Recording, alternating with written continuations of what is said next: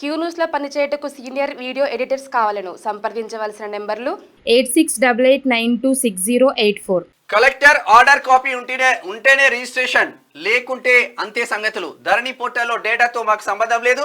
భూ క్రయ విక్రయాల వద్ద తహసీల్దార్ల మెలిక, పిఓబి డేటా కరెక్షన్ ఫైళ్లు మొదటికే ఫిజికల్గా చూపిస్తేనే రిజిస్ట్రేషన్లు. 10 లక్షల మంది రైతులకు మళ్ళీ కష్టాలు.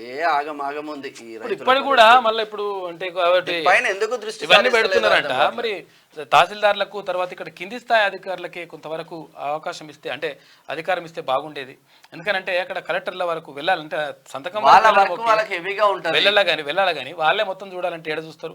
దాన్ని ఏమనంటే రిజెక్ట్ చేసి పడేస్తారు. రిజెక్ట్ చేస్తే ఎందుకు రిజెక్ట్ అంటే చెప్పరు, పరిష్కారం కావాలి కానీ రిజెక్ట్ చేస్తే ఏదో పని చేసినట్టు కాదు. కాబట్టి తహసీల్దార్లకు అధికారాలు ఇస్తే బాగుంటుంది పూర్తి స్థాయిలో.